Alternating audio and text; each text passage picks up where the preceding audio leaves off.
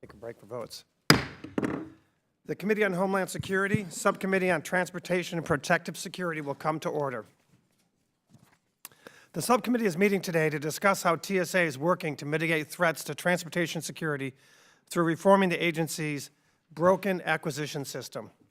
In particular, the subcommittee will examine TSA's statutorily required 5-year investment plan that was recently submitted to Congress, as well as the agency's Innovation Task Force and overall procurement practices. I now recognize myself for an opening statement.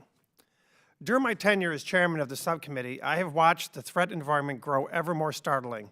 I, along with my colleagues on the committee on both sides of the aisle, have been continuously briefed on changing security threats and TSA threat mitigation efforts.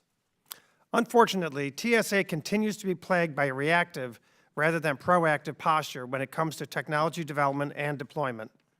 While terrorists continue to develop better ways to try and defeat our security screening, TSA struggles to quickly and effectively deploy cutting-edge technology to the front lines. This has been a constant oversight issue for this subcommittee due to a lack of serious change within the agency. My predecessor on this subcommittee, Richard Hudson, passed legislation in the 113th Congress requiring TSA to submit the 5-year investment plan, a legacy we have sought to build upon by introducing legislation to make the plan annual rather than biannual. Recently, while reviewing the history of this subcommittee's oversight on this topic, I came across a question stemming from a hearing in June of 2012 asking why credential authentication technology had been delayed for a third time. As we sit here today, in 2018, this technology still has yet to be deployed at airports. That's truly amazing. Bureaucratic bottlenecks and understaffing at the TSA Systems Integration Facility, or TSIF, have led to years of delays for technologies that other countries have been using in their airports for quite some time. Ms. Watson-Cole, myself, and others saw that for ourselves, for ourselves with our own eyes in a recent congressional delegation we took to the Middle East and Europe.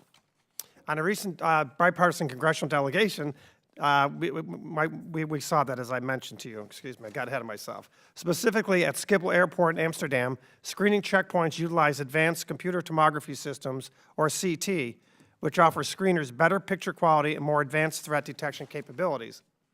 While Schiphol was able to deploy this American technology in a matter of months, TSA continues to be bogged down in a lengthy process for testing systems and developing algorithms. In TSA's own 5-year investment plan, which was submitted to Congress nearly 6 months after the statutory deadline, let me say that again, 6 months after the statutorily imposed deadline, we finally got this watered-down plan. The agency states it only plans to procure 2 CT systems a year for the next 3 fiscal years. That's a total of 6. There's 12 at Schiphol Airport alone, and there's 450 airports in the United States. However, the same plan estimates it would need well over 2,000 CT machines and $224 million for full deployment. While TSA has indicated to the committee it intends to procure and deploy more of these machines, all estimates still fall woefully short of what is needed. With all the airports in the United States, goals and requests for CT machines should be measures in the hundreds or thousands rather than single digits. The good news is this, Mr. Pekoski. You in your new role as administrator of TSA have the opportunity to use the $7.4 billion budget Congress has provided you to fix this broken system and give the American people the type of security they demand and deserve for their tax dollars. Additionally, this subcommittee stands ready to work in a bipartisan manner to help you accomplish this monumental task through oversight and legislation. In order to be successful, however, we need TSA to come to the table with honest and timely answers and real solutions with a sense of genuine partnership. I look forward to hearing your vision for reforming the TSA acquisitions process and how Congress can help. Now, I'm pleased to recognize the ranking member of the subcommittee, the gentlelady from New Jersey, Ms. Watson-Coleman, for her opening statement. Thank you, Mr. Chairman, and thank you for convening this hearing. Mr. Administrator, thank you for appearing before our subcommittee today. It seems like I haven't seen you in a very long time. Funny, we saw each other earlier today. The Transportation Security Administration is essential to our nation's security. Americans rely on the work of TSA employees to keep us safe from a long and growing list of terrorist threats. Over the last year, we have seen the threat landscape change and watched TSA work to adapt. In March, we watched TSA grapple with the question of whether to ban electronic devices larger than a smartphone from all U.S.-bound passenger planes in response to the threat landscape. And since last summer, TSA has had to reevaluate the level of transportation security on a number of occasions. In August, a serious ISIS-connected cargo-based explosive plot came to light, which was to be carried out on an international flight. Then in December, a would-be terrorist attempted an attack on the New York City subway system. Even though the terrorist threat picture evolves at an uncomfortably quick pace, the number of travelers who rely on TSA security operations has increased.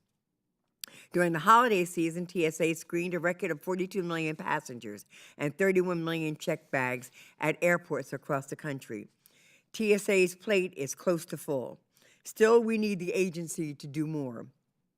We need TSA to continue to be a leader in aviation security and invest in leading technologies that will keep our transportation system safe. For me, today is an opportunity to look beyond the 5-year technology investment plan that appears to be the impetus for the hearing and to focus on the bigger picture. When is TSA going to fully realize its mission of effectively securing all modes of transportation against terrorism? As such, today, I want to hear from you, Mr. Administrator, about your plans to address the growing threat to soft targets in surface transportation, ongoing workforce challenges, air cargo security, and behavior detection screening. Additionally, we need to discuss the passenger security fee diversion. It is unconscionable that at a time when the threats to aviation and surface transportation systems are so sophisticated and diverse, the TSA is forced on an annual basis to hand over $1.28 billion in aviation security fees it collects to the Treasury for the deficit reduction. The truth of the matter is that we cannot continue to have conversations on how TSA should do better or move faster to deploy innovative security screening equipment without having an honest conversation about TSA's resource needs. As members of this subcommittee, we are best positioned to know what TSA needs, and without question, TSA needs us to enact H.R. 2514, Funding for Aviation Screeners and Threat Elimination Restoration Act, so that it can receive the funds necessary to procure security screening technology. We know the President's budget will be released soon. Mr. Administrator, I would ask that you would work really hard to ensure that this time around, in contrast to your last year's submission, what we receive actually reflects your operational needs. Given everything that we're going to discuss today, following this hearing with a tone-deaf budget proposal would be unacceptable. Thank you again, Mr. Administrator, for your time today, and I hope today's hearing will be productive and look forward to hearing your answers to the myriad of transportation security issues facing our nation. With that, I yield back the balance of my time. Thank you, Ms. Watson-Coleman. The chairman of the full committee, Mr. McCall, is going to make an opening statement, but he's on his way over. So in the interest of keeping in time here, we'll go with Mr. Pekoski first and then come back to Mr. McCall. Mr. Pekoski, welcome. You are the 7th administrator of the TSA here to testify before us today on this critical topic. And I believe you're the 6th either acting or actual administrator that I've seen at TSA in 3 years, which is unacceptable. And that's why we had a bill passed that's sitting in the Senate, hopefully to give you a 5-year term. You have some stability with TSA. In your role as administrator, Mr. Pekoski is responsible for securing the nation's civil aviation system and surface transportation modes. He leads a workforce of approximately 60,000 employees who work to protect the nation's transportation systems while ensuring freedom of movement for people and commerce. Prior to joining TSA, Mr. Pekoski served as the 26th Vice Commandant of the U.S. Coast Guard, and we thank you for your service. Let me remind the witness that their entire written statement will appear in the record, and the chair now recognizes Mr. Pekoski for his opening statement. Thank you, Mr. Chairman. Chairman Katko, Ranking Member Watson-Coleman, and distinguished members of the subcommittee, thank you for the opportunity to appear before you this afternoon. Innovation is a key priority of mine, and I'm looking forward to obtaining your perspective as we work together to mitigate threats to transportation security. First, I want to acknowledge the outstanding men and women of TSA. It's my privilege to serve as administrator to the over 60,000 dedicated professionals that provide security for millions of Americans who use our transportation systems each and every day. I'm proud to highlight that we have made measurable improvements to our aviation security effectiveness over the past few months through training and procedural changes. This was accomplished as passenger volumes continue to increase, and I'm pleased to report passenger wait times remain, on average, well within TSA standards. Transportation security is an all-hands effort. Our aviation security checkpoint personnel are clearly the most visible part of TSA, but there are thousands of other TSA employees working behind the scenes or in the air or with the owners and operators of our nation's surface transportation systems. They are also key elements of TSA's success. On behalf of this team, I thank you for your support in enabling TSA to accomplish a mission so critical to the safety, security, and economic well-being of the American people. Mr. Chairman, I have tremendous respect for the oversight role that this subcommittee performs with respect to TSA. I highly value your perspectives and opinions. You have made us stronger and America safer. I know that TSA needs to be much more responsive to requests for information required by statute or otherwise requested by any member of this subcommittee. I have looked into our responsiveness over calendar year 2017. Simply put, we need to do better, much better. And I give you my personal pledge to address this issue head-on and provide timely and complete delivery of information you seek going forward. Since becoming administrator, I have spent the majority of my time intentionally at the front lines of TSA. I have engaged with TSA employees at all levels of the organization, and I have met with many of our partners, to include the airlines, airports, law enforcement and public safety professionals at the state and local level, owners and operators of surface transportation systems and international partners, as well as industry groups and union leaders. Everywhere I visited, I found a deep commitment to the mission. It has also become very clear to me that we need to focus on 3 major lines of effort. The first is leading transportation security by strengthening the effectiveness of our operations. Second is to accelerate action by deploying technology faster. And third, committing to our people, because they are the most valuable resource and our key line of defense against the threat. As I testified before the full committee in early November, the area that will yield the greatest impact on mitigating threats to aviation is improvement to the technology employed at the checkpoint. To this end, I am developing a TSA strategy, an administrator's intent, and a capital investment plan. These will guide TSA's implementation of future technology development as part of a larger systems approach. I will ask for time on your calendars to obtain the subcommittee's input on these important documents. We are moving very rapidly to deploy CT X-ray technology at the checkpoints. This is my top priority. During this current fiscal year, we will field almost 40 units for developmental and operational testing, 28 of those at airports. We are planning a much larger deployment in fiscal year 19. Details of this will be provided in the President's budget when it is released in a few weeks. We are employing a flexible approach to test, procure, deploy CT systems while concurrently working to improve automation and achieve substantially enhanced levels of threat detection. We are enhancing our K-9 program. We will be at our budget allocation level in September. To ensure we maintain this level and position the program for continued growth, we have increased the capacity of our canine training center to maintain a robust pipeline of trained canines. I fully support the Domestic Canine Capability Building Act recently passed by this committee and the full House. We are deploying credential authentication technology, or CAT, to be used at the first position in our security checkpoints. It will provide improved passenger identification, real-time verification of ticketing status, real-time verification of secure flight vetting status that will reduce fraudulent ID vulnerabilities and provide real-time vetting information at the checkpoint. That's a significant enhancement. Currently, there are 33 CAT systems deployed for testing in TSA pre-check lines at 10 airports. Both DHS and TSA are evaluating existing rapid acquisition processes across the government to leverage known experience and best practices. This will be very valuable for future acquisition projects so that our technology stays ahead of the threats posed by our adversary. Our relatively new Innovation Task Force provides industry with a better way to interface with TSA. Our partnerships with industry, both small and large businesses, are very important to successful deployment of technology. I have strived to engage personally with industry on a regular basis and fully engage the Aviation Security Advisory Committee for their advice and perspective as well. In closing, I am deeply committed to strengthening our security posture and will do everything in my power to put the proper technology tools in the hands of the dedicated men and women of TSA. Chairman Katko, Ranking Member Watson-Coleman, and members of the subcommittee, thank you for the opportunity to testify before you today, and I look forward to answering your questions. Thank you, sir. Thank you, Mr. Pekoski, and perfect timing. The chairman of the full committee, Mr. McCall, is here, and he is recognized for an opening statement. No, thank you, Chairman Katko, and Administrator, thank you so much for being here, and I appreciate your openness and our conversations, both publicly and privately. When you appeared before our committee in early November, we were briefed by yourself and the DHS Inspector General in a classified setting about specific vulnerabilities at our airports. In the hearing that followed, I said that I found the briefing to be disturbing, and I think you would probably agree with that.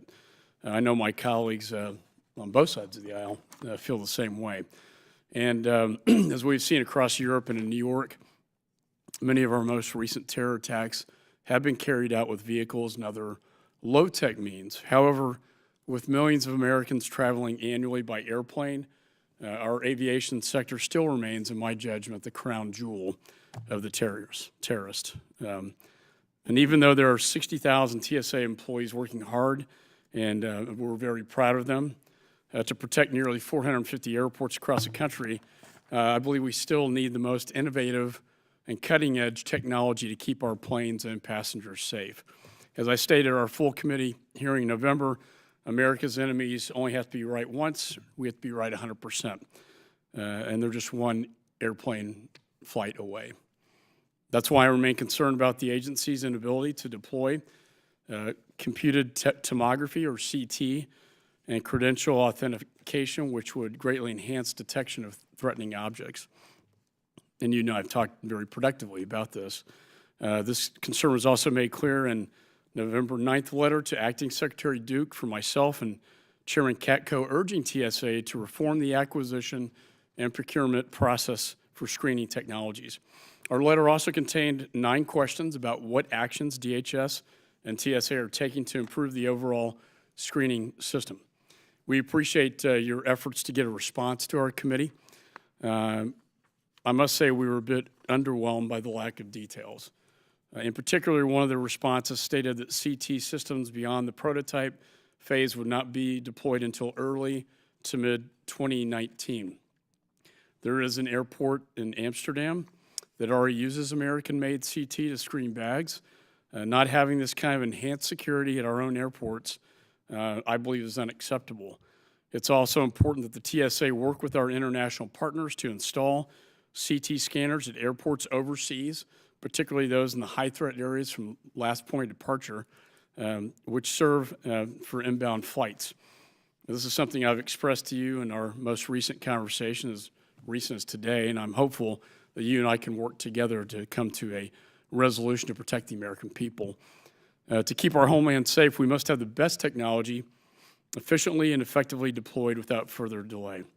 Today, I'm hoping we can have a detailed discussion on how to get that done so the American people are better protected. And with that, sir, I want to thank you for your service and thank you for being here today. I yield back. Thank you, Mr. Chairman. The chair now recognizes myself for 5 minutes of question. And I want to say at the outset that, we have to get into a line of questioning here that I gave you a heads up on, and that was the really terrible delinquencies that this agency has routinely engaged in responding to requests from Congress. And I know, the agency knows that our requests are not optional, particularly when they're in statute and when there's a deadline set. We don't set those deadlines arbitrarily or to make your lives miserable, but in fact, we set them because we need the information. If you look back on the information we requested, it has to do with keeping America safe, keeping our airlines safe, having a better procurement system, and what have you at TSA. So it is deeply disturbing that we have to talk about this stuff again and again, and you and your predecessors have a pretty dismal track record of responding to us in a timely manner to things. I'm going to put a graphic up, and you see it up on the screens here, and if you turn on your monitor, it's in front of you as well. If I was a prosecutor cross-examining someone, I love these types of graphics, but I'm not a prosecutor, and you're not my adversary, and that's why I don't like this graphic. This graphic shows that in the 115th Congress, 82% of the time, you've had delinquent or very delinquent responses to inquiries from us, either oral or in writing or from statutorily missed deadlines, the 5-year plan of which was probably the worst. And the content of what was in the 5-year plan, to me, was at best watered down and not very helpful. That 5-year plan is there and was designed years ago to try and get TSA to look forward and look ahead. And it seems like we are beating our heads against the wall with that.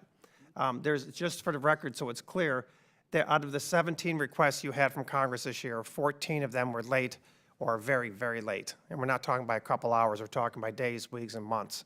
And that's something that is absolutely unacceptable. We can provide to you after the hearing today or at any time a copy of each individual request, when it was done, when the deadline was and when the date of response was.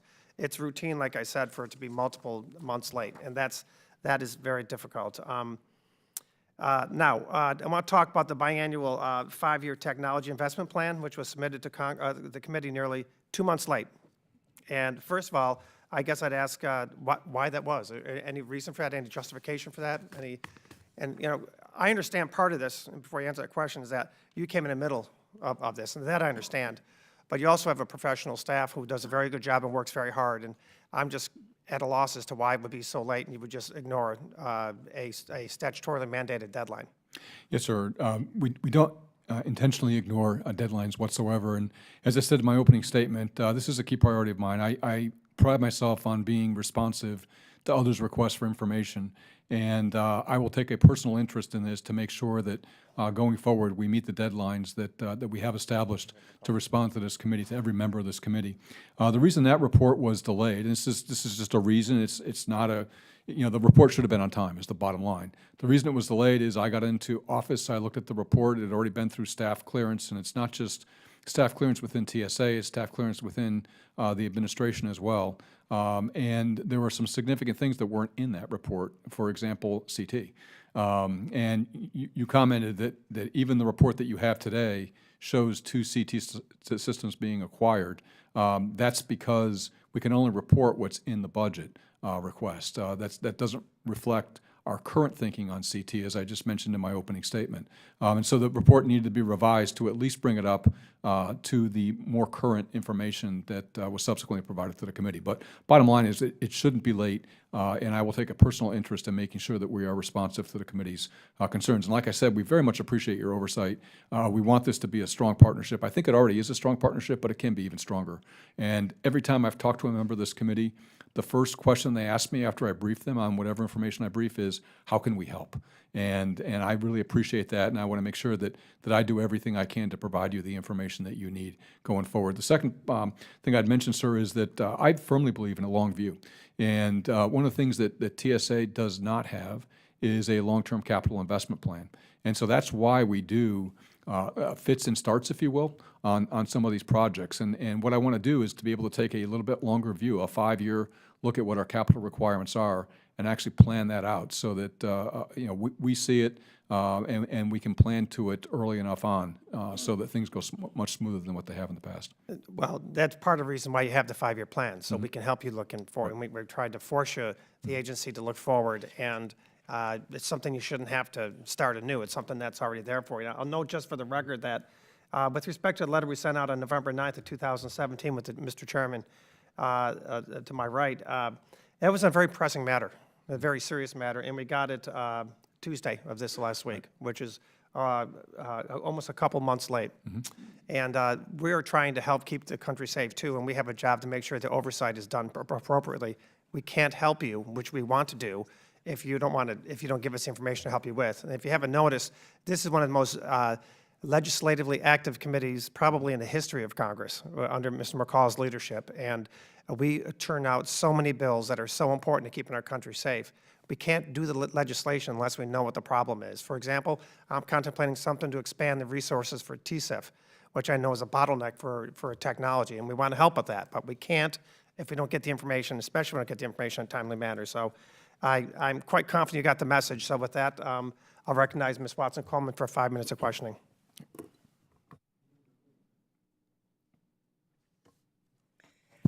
Yep. Thank you, Mr. Administrator. I wanted to get some clarity. You said that you were, you mentioned that you're going to be deploying 40 CTs through 20 airports. So, and 20 of them are going to go to airports, is that right? Yes, so ma'am. where are the other 20 going? The other 12 are going to our labs, our testing facilities. So we're using 3 testing facilities, and there will be 4 at each one of the testing facilities. Now, how far away do you think you are of actually deploying these to the 440 airports nationwide? We should, the testing articles that we deployed to the 28 airports in fiscal year 18, we're very close to starting that deployment. So I would say in the next 3 or 4 months, we'll start deploying those and testing those in a real environment. With respect to the full deployment, starting to spread out to the 450 airports, that begins in fiscal year 19. The President's budget, when that gets released, I'll be able to discuss more fully what our plan is for fiscal 19. But I can assure you that there is a deployment planned in fiscal 19. I want to talk to you a little bit about surface transportation issues because, you know, I'm always very concerned about that. And since the last time we talked in November, there was an attempted terrorist attack in New York City subway. What's the security technology plan for surface transportation security? Man, we work with the owners and operators of surface transportation systems, and TSA's role is to test technologies that might enable or enhance surface transportation security. And a good example is with that IED, person-borne IED up in New York, we are testing a technology that can detect at a distance if a person has something that's anomalous on their body. And essentially, the technology reads millimeter waves that your body emits. It doesn't send any energy towards the person. It just reads what the person's body is emitting. And it can tell at a pretty good distance, like almost from me to you, ma'am, whether or not there's an anomaly on your body that we might want to look at further. So where would we be? Where are we in that process? How far away are we actually into being able to use this? Yes, ma'am. The TSIF, the Transportation Security Integration Facility, has been testing this. They should complete their testing this summer, and then it will be tested by TSA. The owners and operators of surface transportation systems will know it meets a testing regimen. They'll have access to the data, and then they're able to purchase it, knowing that, hey, this has already been tested. They don't have to make the investment in that testing technology. So they actually have to purchase whatever it is that's going to be able to detect this? Yes, and we estimate the cost is about $100,000 per machine. Oh, my, okay. I also wanted to know about whether or not in any way, shape, or form there are regulations that you're waiting to sort of bring up that will enhance the surface transportation security issues, and if you are in any way hampered by this administration's policies with regard to having to eliminate 2 in order to bring 1 up. And that concerns me particularly in surface transportation because I just don't think we're up to snuff anyway on any level as it relates to surface transportation issues. So where are we, and do you have any problems with getting out the regulations that you need to get out? We have 3 sets of regulations that are required by the 9/11 Act. Two of those 3 regulations are in the well in the process of being put forward. The other one is still being developed, but we hope to have the first. And the topics they cover are training for surface transportation, vetting for surface transportation employees, and then security plans for surface transportation systems.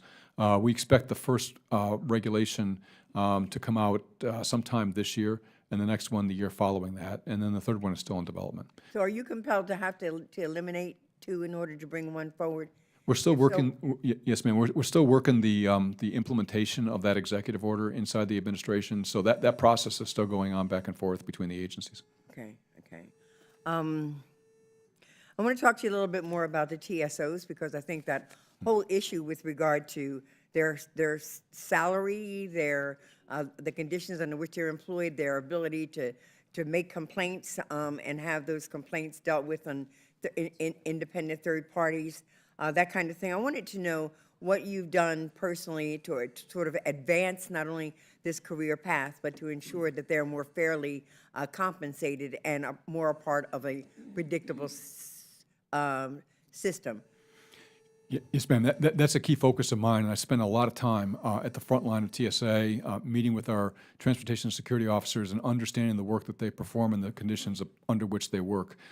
We have put together a career progression plan for our TSOs that we're still putting the final touches on, but we should have that done very, very shortly. And essentially what that does is it lays out for an employee, when you come into TSA, here's your pay level, and here's the training that you're going to be provided at each step along the way of your career that's provided by TSA.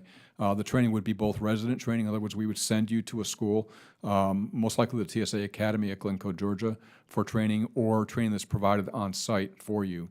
Then once you meet those training requirements, we have established pay increases for those employees. So you can really, as a new employee, look at that map and say, if I get this training and if I perform well, in X number of years, I can be at this level in the organization, assuming there's vacancies there, of course. It was anticipated that there would be a coming together of the union and the TSA and discuss sort of more formally, routinely, what TSOs need and should have. Okay, I will shut up in a second. And so I know that the legislation hasn't passed, but I do wonder whether or not that those kinds of meetings are taking place. And with that, after you answer that, I will yield back the balance of my time. And whenever I travel to an airport or to a Federal Air Marshal Service office in the field, I always do an all-hands session with our employees, and I use that opportunity to share with them my vision for the organization, some of the observations that I have made about TSA, where I want to take it, but the vast majority of the time is answering their questions and getting their feedback. And oftentimes what I'll do is, for example, with this career progression, I'll test drive it in some of those meetings. I'll say, hey, we're thinking about this, give me some feedback. In almost every case, the union representatives have been part of that discussion. Thank you, Ms. Watson-Coleman. The chair now recognizes the gentleman from Texas, Mr. McCall, for 5 minutes of question. Thanks, Mr. Chairman. I know votes have been called, and I know you and I will be visiting after. Yes, sir. And so I'll keep my questions very brief for the other members. But I think this threat is getting worse, not better, without getting into a different room and space. I've been a big advocate for full deployment of the CT machines. Mr. Rogers has been a huge advocate for deployment of canines. And Mr. Katko has been a real leader in terms of aviation security. I just want to ask you very simply, as I understand it, you requested 300 CT machines to be deployed. Is that correct?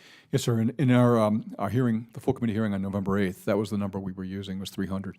And I think at a minimum. Right. And as I understand it, is it correct that OMB, did they deny that request or just lower it to 150, which would be half that amount?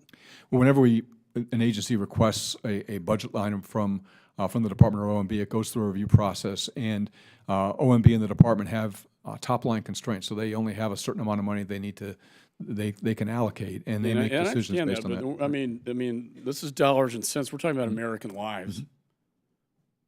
$150 million when we're talking about billions of dollars for a lot of other things, $150 million doesn't sound like a whole lot to ensure the safety of the traveling public.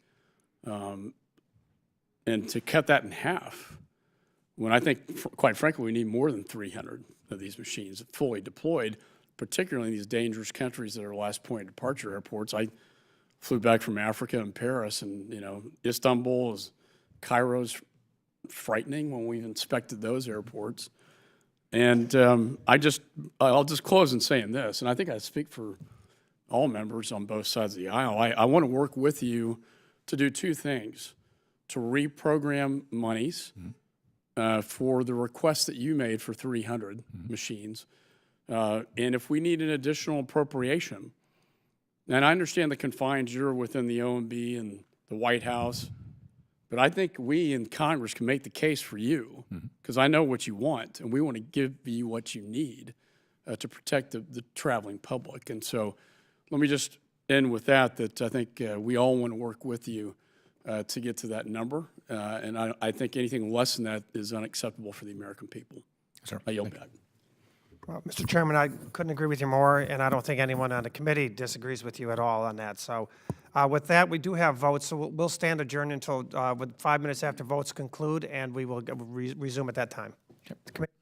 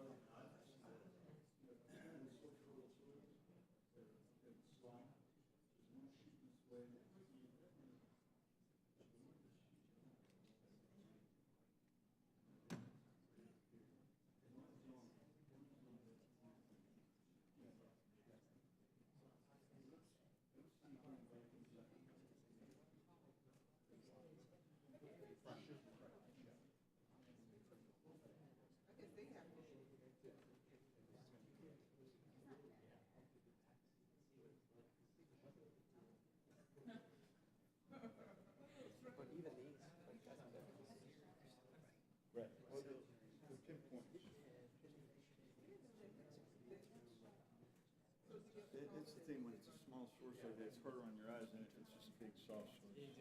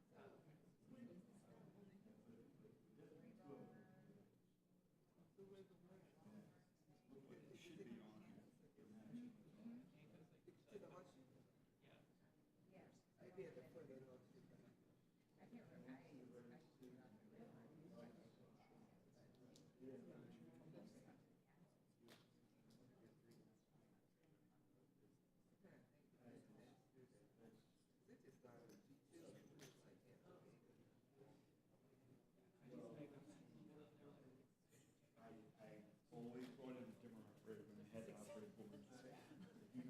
Do not know the thing like this.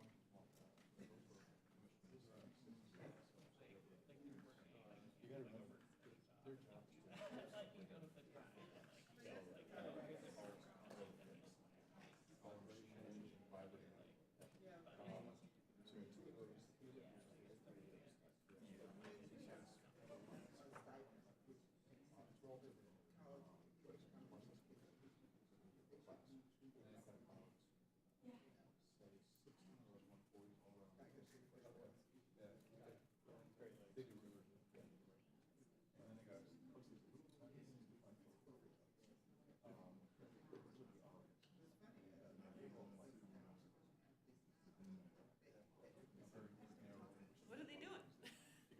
We need Mr. Payne and Mr. Higgins to be in charge. Yeah.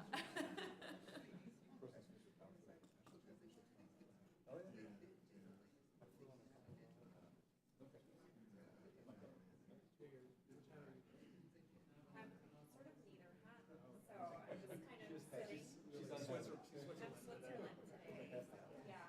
Although I stopped to call this morning. But for it's very awkward.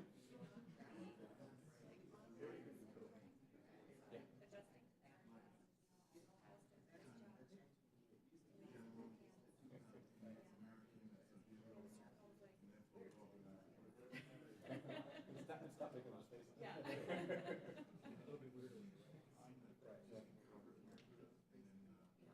It's different viewing and hearing. February 5th. I have a few days off, so. Yeah, no.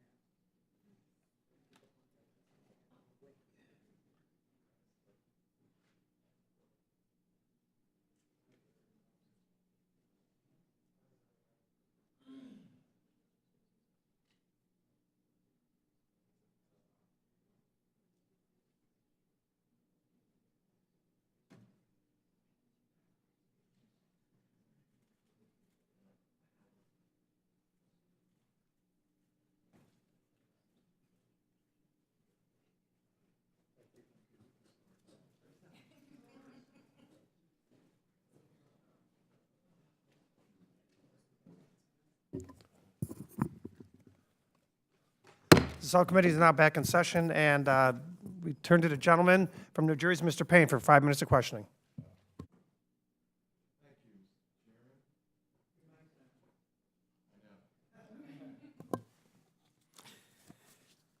Okay, let's see. Last year, Newark Airport became one of the first airports in New York City region to have high-tech security checkpoints with the automated screening lanes.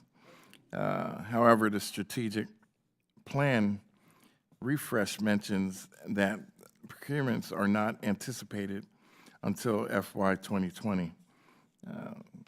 To address these concerns, the nation about screening checkpoint delays, does TSA intend to work with industry to accommodate non-federal investment in ASLs, potentially from the airlines or airports? Yes, Mr. Payne, we have 111 automated screen lanes deployed throughout the system. Every single one of those automated screen lanes was funded either by an airline or an airport. So they have provided the funding for those to let us do some developmental and some operational testing. There's no resources in the budget as it currently stands in fiscal 18 for automated screen lanes, but we are standing up an acquisition project. And this is one of the issues with how we proceeded without a capital investment plan. Ideally, you'd already have an automated screen lane project on the government side so that when the industry-funded prototypes ran their course, that you had a project to come right in behind it. We may see a little bit of a delay because that project wasn't stood up. Okay. we expect the president's budget to be out next month. Can you tell us in general terms about some of the TSA priorities in the budget? Sir, I can't go into any specifics, but in general, the president's budget reflects a resource-constrained approach because we just do not have unlimited resources to apply to any particular agency. I can share with you that You don't sound too sure. well, I know what's in it. I just can't reveal what's in it at this point until the president releases the budget. And then I'd be happy to sit down with you one-on-one to go over the particulars in that budget. But that should be the first or second week of February. So there is something in it, though? There is. Okay. Yeah. All right, very good. As I'm sure you're aware, TSA has consistently struggled with low morale across the workforce. In 2016, TSA ranked 303rd out of 305 government agencies for morale. There's also an immediate need for improvements to the TSO pay and performance system as well as other workforce priorities so we can improve the morale and reduce turnover. I understand that AFGE, which represents Frontline Transportation Security Officers, has reached out to you on issues of importance to the workforce. Are you planning to work with those labor representatives to try to rectify some of these issues? Yes, sir. We are working with the labor representatives. And in fact, I met with the FGE president already as one of my initial visits as the new administrator. Additionally, when I travel to airports around the country, the union representatives are always in those meetings. So I think we have a good dialogue back and forth. Mm-hmm. And how do you see addressing some of these issues from your standpoint? So in my opening statement, I mentioned three key areas of priority for TSA, and a key area, one of those three was commitment to people. And there are a number of subtasks underneath that that go to the very issue of increasing job satisfaction, increasing retention within our workforce. In my travels around TSA, actually in my personal interactions with TSA men and women at the checkpoints or the folks that are in checked baggage or behind the scenes doing inspections and things like that, I found very high morale and very strong mission focus. And so I'm trying to reconcile the survey results with what I see personally, but knowing that we do have some work to do there. We have seen some improvement in Feb's results from 2016 to 2017. I'm hoping to see continued improvement in 2018, 19, and 20 for sure. And from my perspective, sir, security effectiveness is directly related to worker satisfaction and job morale. And so that's a very high priority of mine. Okay, well, I hope you're successful in that because, being 303rd out of 305 indicates that there are obviously some issues. Yes, sir. And I will yield back. Thank you. The chair now recognizes the gentleman from Alabama, Mr. Rogers. Thank you, Mr. Chairman. Thank you for being here. We appreciate your service to our country. We have a lot of threats that originate overseas at last point of departure airports. And I'm real curious to know what steps, if any, y'all have been taking to work with our international partners to help them deal with the deficiencies that the AT X-ray machines have when it comes to screening passengers. Yes, sir. We have a number of people deployed overseas that are industry representatives or TSA representatives in countries, roughly 100 people overall, and they have direct interaction with both the carriers, the airports, and the nations involved in the last point of departure airports. As we work to raise the global bar in aviation security, those steps that we put in place in July and the additional measures that came into force in October, all of those inspectors and those TSA representatives are visiting every single one of the last point of departure airports just to see how they're doing with implementing those measures, and importantly, to see where we can help them out. Okay. Do they seem receptive to that help? They do, yes, sir. Great. According to the refresh plan, TSA planned to procure 2 CT machines a year until you found the technology worked. You talked with the chairman about now that you feel comfortable with it, you'd like to have at least 300.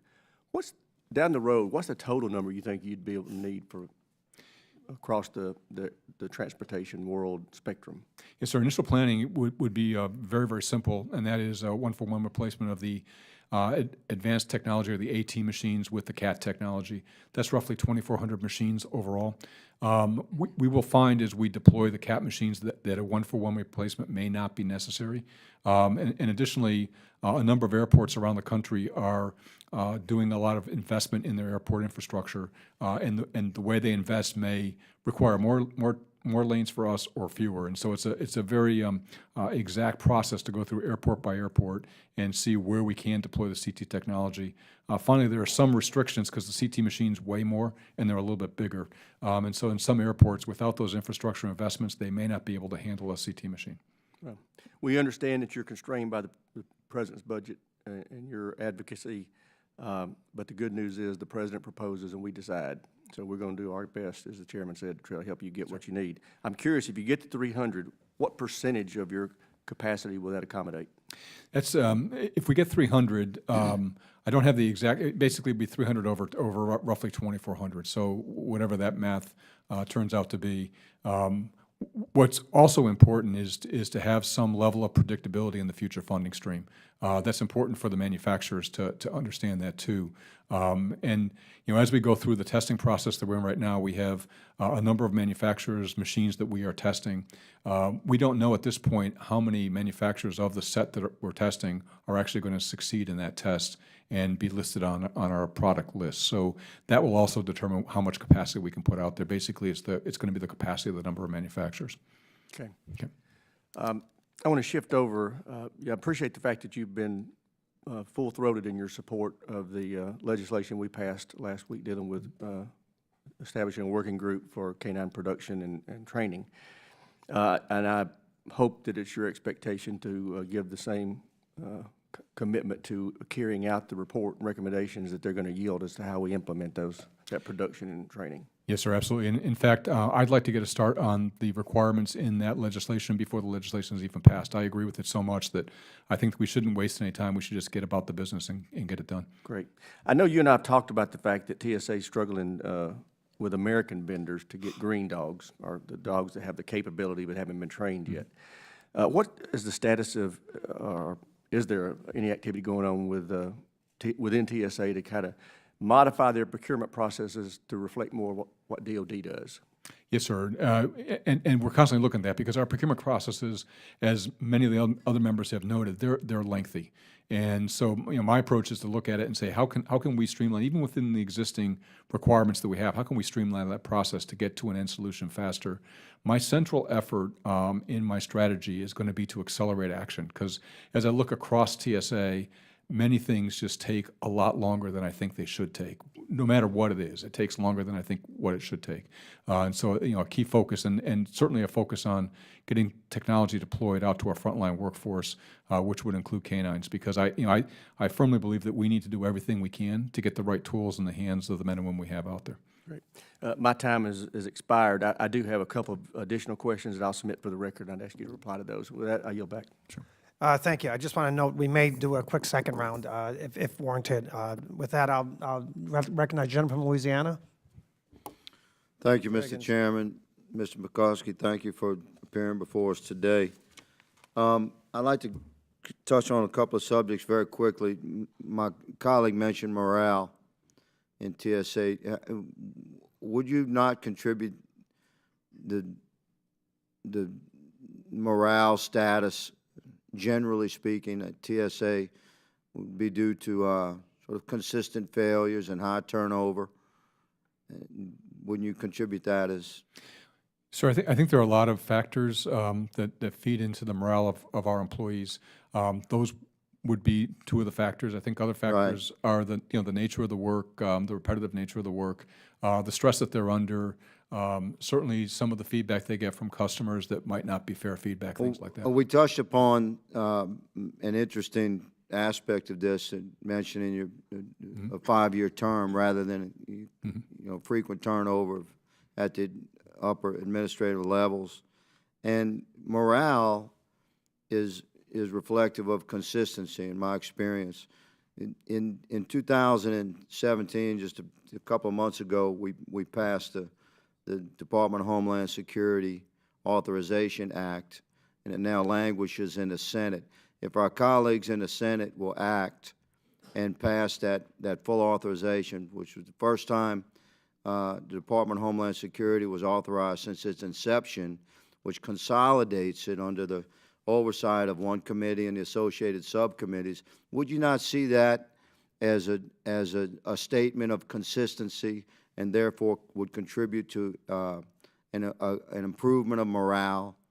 Yes, sir, I would. I think that's very important. And to your point on consistency of leadership, the chairman mentioned the number of leaders he's seen just since he's been a member of the subcommittee.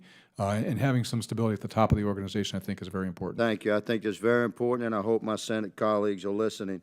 I'd like to jump to CT. Can you tell us why the great disparity between the 2017 refresh plan that stated 2 units for fiscal year 18, 19, and 20, a total of 6, and now we're talking about 40 in 2018, which is great. We'd like to see you get them in every airport, everywhere, at whatever level you need them. But why the great disparity between that report and what you're advising us now? So the difference is that when that report was written, we didn't have budget numbers for fiscal 19 and forward. So what it reflects is the budget numbers that were existent at the time. Which So was again, the consistency and full authorization of Department of Homeland Security would assist us as a nation to deploying this technology. Would you agree? I would, and sir, consistency I of hope funding my is colleagues important. in the Senate are listening. I'd like to jump to what you stated. You had stated, sir, in your testimony that, pardon me, you have a plan to aggressively deploy checkpoint CT technology, and you're currently pursuing a flexible approach to test, procure, and deploy CT systems. And then you stated that you're focused on maturing and deploying. Is maturing, by that, do you mean testing algorithms? And why can these units not be deployed and put in use protecting American citizens as the algorithms are tested and tweaked and matured? Why can't we go ahead and put the systems in place before we test them for a year or two? So we can. In fact, the plan is to qualify the machines as just machines that work, that meet a current standard. And then the additional testing and the additional software development is for a new accessible property screening standard, which gets to a wider range of explosive detection and much So you more weight. concur that is that a goal? It is a goal, yes, sir. Thank you for But that. there are, Thank you for that answer. yeah, And but my we will have final- constraints in how fast we can deploy it, just based on airport ability. Oh, I see. Well, thank you for that clarification. My final 30 seconds, please touch on ground transportation and an old technology of deployment of canines, which this body has authorized the funding for many additional canine teams. Do you not see that as an answer for our ground transportation system? Yes, sir. It's part of the solution set. And are we aggressively pursuing that? Yes, sir. We have 675 K-9 teams that we provide to state and local law enforcement for both airport and surface transportation modes. Thank you for that. Mr. Chairman, I yield back. Thank you. The chair now recognizes a gentleman from Pennsylvania, Mr. Fitzpatrick.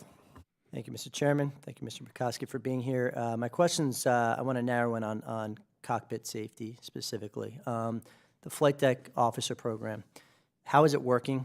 What's working about it? What is not working? What are the areas of improvement with regard to efficiency? It's obviously run and overseen by the Air Marshal program. As a former federal agent myself, we had a lot of interaction with that program, with those folks. I just want an update on what's working about it and what isn't. I think it's working very well, sir. I have personally observed the training that the federal flight deck officers go through. I think it's very rigorous. They volunteer for this assignment. The airlines support their assignment. It provides an extra layer of security in aircraft, which we very much value. So I see no downsides whatsoever to the FFDO program and see only upsides to it. Is there anything that can be improved? Is it a purely voluntary program? Are there targeted percentages of the certain percentage of cockpits you want armed and pilots, or are pilots actually sought out after to participate in the program? Yes, sir. It's voluntary, and really the more the better. I mean, the more cockpit security we have, I think the better off we are. Okay, thank you, sir. My second question, also pertaining to the cockpit, is the idea of double barriers. It's something that's come up a lot. I'd like you, sir, if you can, to opine on the necessity of them, whether you think that they would make aircraft and airliners and therefore the passengers therein safer and more secure.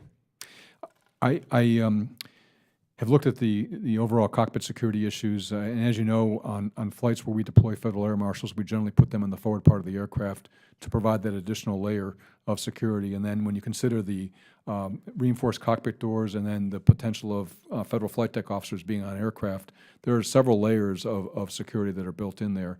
The additional barrier piece, I can get back to you as a question for the record on that. I don't have any specifics on that at this time, but I will look into it. Okay, because certainly the flight deck officer program helps, certainly the air marshals help, fortified barriers on the doors themselves help. The concern and the reason why myself and many people think the double barrier is necessary is during the change, when there's a change in personnel in and out of the cockpit. Currently, what's being used to protect that are carts and attendants protecting the cockpit. Do you think it's safe to say that a double barrier to protect that change in the cockpit personnel would make the aircraft safer? Well, certainly it's vulnerable when the change is occurring. So something that could close that vulnerability would be useful for sure. Okay, thank you, sir. I yield back. Thank you, Mr. Fitzpatrick. We'll do just a brief second round, and no one's compelled to ask questions if they're not inclined to do so. I just have a couple follow-ups I wanted to touch upon. First of all, with respect to the 5-year plan and some of your responses in there, at one point you stated that, and with respect to the CT machines, that TSA, quote, expects actual deployment of CT systems to occur in early to mid-2019, end quote. What does that mean? That means the deployment will probably occur about this time in 2019, because part of the survey that we need to look at is when do we have surge periods at airports, and basically it's from the week before Thanksgiving all the way through the first week of January. You probably don't want to be deploying these systems during that week just for throughput reasons and for training reasons. Additionally, whenever we go through a surge period, the transportation security officers are always on duty, and they're often working overtime. We do look for periods that are immediately after those surge periods to give them a little bit of time off and to conduct some training that we might not have been able to cover when they were going through a surge. We touched on this at the last hearing, but I want to just follow up just to make sure I'm clear with this. You know that the actual machine you're contemplating is available now, and you also know that it's been deployed now, at least in other airports around the world. So the technology's there, and there was some discussion about doing basically on-the-job tweaking, if you will, of that technology. Has there been any consideration given to just simply deploying them now as quickly as you can, and doing some of the tweaking that you need to do as you go, kind of like learning as you go with the machine? Sir. Well, when we do the operational and developmental testing that's going to occur in fiscal 18, so it's this fiscal year, we'll pick those airports where we do have some flexibility in terms of throughput, and do some actual real live testing of those machines. But it's not going to be something that's widespread. You're basically going to wait till 2019 after the TSIF testing is done? 2019 was when the first large tranche of money will come into the program. I see. That's when you'll be able to deploy. And you're kind of waiting for the money as well. Right. Okay. All right. Also, I just want to mention, you mentioned at some point in your testimony earlier this afternoon that the importance of consistent funding streams with respect to Congress, and I couldn't agree more, but one of the complaints we've received from industry routinely is that TSA often moves the goalposts on what the agency plans to buy and when they plan to buy it with their funding requests.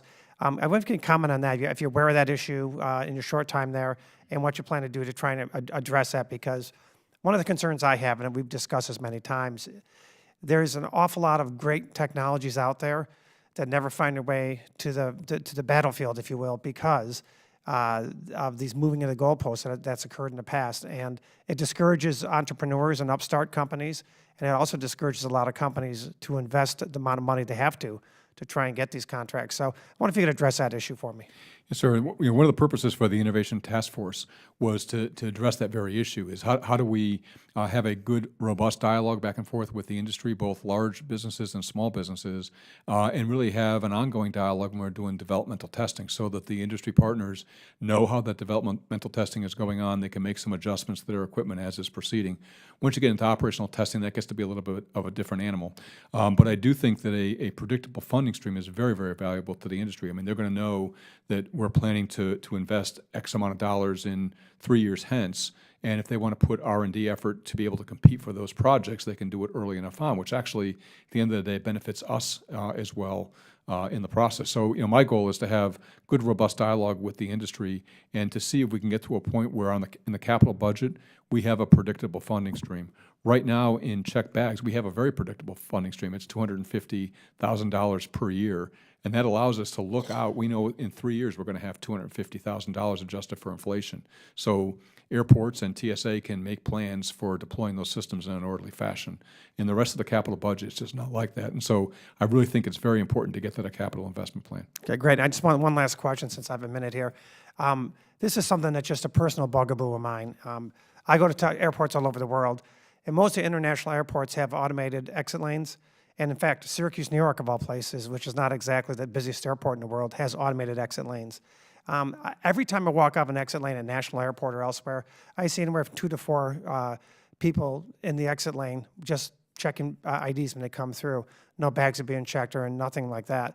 I just wonder, first of all, about have you looked into automated exit lane technology and whether that could save any money for TSA and the government, number one. And number two, given the current threat climate, and I think there was a case last year where one of the flight attendants was trying to smuggle on a significant amount of cocaine through the exit lane check-in procedure. Is there any concern about the exit lanes as being a security gap that might want to be addressed? Because I know the exit lane technology out there now is pretty much 100% certainty that people aren't going to sneak through that way. And I just wanted to ask you about that. Yes, so we are looking at those technologies. And one of my biggest concerns in terms of resourcing overall is the number of people TSA has at the checkpoints, because I don't think that's enough people. And it's evidenced by the fact that we're having to use a lot of overtime to get through surge periods, that we're not able to conduct training during those surge periods, things like that. I think it affects morale too. If you're in a job and you're tasked to work extraordinary hours on a regular basis, I think that affects your overall perspective of that particular position. So my goal is to look at the resource base of TSA and see where we can put additional resources currently existing in the agency at the front line. Because again, my focus is on that front line.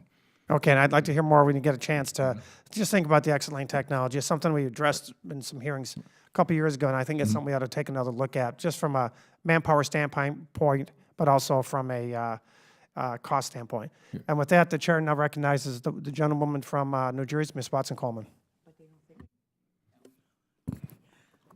Thank you. Mr. Pekoski, you have a lot of, you've given us a lot of good information today, and you certainly have expressed a commitment and understanding of the challenges and a commitment to resolve a lot of these issues. So I just hope you're there long enough to do that. So try not going anywhere Thank you, ma'am. for a while. I'll second that.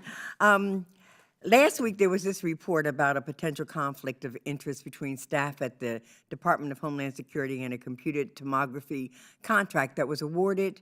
And I think we should all agree that contracts should be awarded fairly. One article mentioned that the staffer was recused from all matters involving the contractor. I'm concerned about other potential conflicts at TSA. Would you be able to speak to the sort of regularity of how this has been happening? And would you also be able to provide our staff with the list of the individuals and the reasons for their recusals? Yes, ma'am. I'll definitely take a look into that. I'm not familiar with the particulars of that particular case, but I know in my own example, I have recusals from a number of items based on my business relationships before I came into this position, and we are very, very, very careful about making sure that every aspect of that is complied with. And I think that competition needs to be fair, open, and transparent. And if there's any break in that particular model, I want to take a look at it. Just to follow up on that, do you find the rate of recusals more now than, let's say, in sort of the last terms? I really don't have a good basis to make that comparison. Can you? Can you? I can get the data. I can look at Would it. you? Yes, ma'am. Would you share that with us? Thank Yes, you. ma'am. Thank you. I yield back. The chair now recognizes the gentleman from Louisiana, Mr. Higgins, for questioning. Thank you, Mr. Chairman. Mr. Pekoski, I'd just like to state that I echo the sentiments of my colleagues that we certainly hope you stay on the job. You're extremely squared away, and your testimony today has been uplifting. I'd like to jump back into K-9s for a moment regarding cargo and and airport employee areas, restricted areas. We have expended a great deal of energy and technology to screen our passengers to the extent that the deterrent factor is largely in place. I personally believe that if an airplane is to be hijacked by a firearm, it's going to come from the cargo area or the airport employee restricted access area. So regarding the use of canines and more specifically American-bred canine teams, what is your vision on using old technology, given what you stated as I think you use a term called budget-restrained environment, old technology being certainly less expensive than new, and canine team technology and capabilities being very, very adequate regarding detection of explosives. How do you envision the cargo areas and restricted access areas of airports and using canine teams? Yes, sir. I think canine teams are effective in that environment, and not only to detect potential issues of concern, but also to provide that deterrent effect, as you mentioned. The Aviation Security Advisory Council has a subcommittee on insider threat, and I've asked that subcommittee to take another look at that overall issue, because I think it's something that we just need to keep a constant stare on, and we shouldn't look at it 2 or 3 years ago and say, okay, we've got adequate procedures in place. I think we need to constantly review that. I would also add, sir, that in our global efforts to raise the bar on aviation security, that second phase that began to be implemented on October 26th contains security around aircraft that are destined for the United States in foreign airports. Yes, sir. Thank you for that answer. Thank you for your testimony, Mr. Chairman. I yield. Thank you. The chair recognizes the gentleman from New Jersey, Mr. Payne, if he has any questions. No questions at this time, but thank you for your service to the country. Okay. Thank you very much, Mr. Payne. Before we close, I do want to note that, listen, we had to get into some tough stuff here. That's part of our job and oversight. We would not be dispatching our duties if we did not do so. But that doesn't take away from the fact that we view what TSA is doing on the front lines every day, keeping America safe and keeping the skies safe and terror-free is really, they're doing a great job, and we appreciate everything. So yeah, our job is to bark at you. Yeah, our job is to point out where you're falling down, but it's also incumbent upon us to point out what you're doing well. And the agency is making progress. There's a long way to go, but it does. I'm confident of your leadership and your team that's there, and even a young lady that would be going there next week with you, that you're going to be all right. And I just hope that you understand that this is a interactive relationship, and that when you need things, you have to let this committee know, and we will respond. We will respond legislatively. We will respond any way we can to help you, because I think it's in all of our interests to keep this country safe. And we know from our briefings that the bad guys are still trying hard to get us any way they can, and their technologies are getting more advanced, and we have to advance with them. And that's why we spend so much time on the acquisitions process and try and help streamline that process. We have to get the best tools available to the front lines. And I think the same way about my son, who has just graduated from Fort Benning, Georgia, officer training, and could be put in harm's way tomorrow. And it's incumbent upon us to make sure that he has every weapon at his disposal to both protect himself and to get the enemy. And I view it the same way here. So while we point out the tough stuff, we also want to say thank you to each and everybody, each and every person that works at TSA. You know, you could also be doing a lot of other things elsewhere, and a lot of you could be making a lot more money elsewhere. But you do that because you want to keep your country safe, and that's a very commendable thing. And before I close, I do want to note that after several years with us, Krista Harvey will be going over to your shop. And while we're sad to see her go, we're glad to see her going to your place. And I encourage you to use her experience here, because she's going to be very helpful for you. And don't figure out how to get me over there, Krista, okay? All right? So thank you all very much. And with that, let me see if I can find my closing notes here. Here we go. I want to thank everybody for their questions today. It was great as usual. And I want to thank Bonnie Watson-Coleman, my colleague and friend, for her usual great work. And the members of the committee have 5 additional days to submit questions and for the witness to respond in writing. And pursuant to Committee Rule 7D, the hearing record will be held open for 10 days. Without objection, the subcommittee stands adjourned.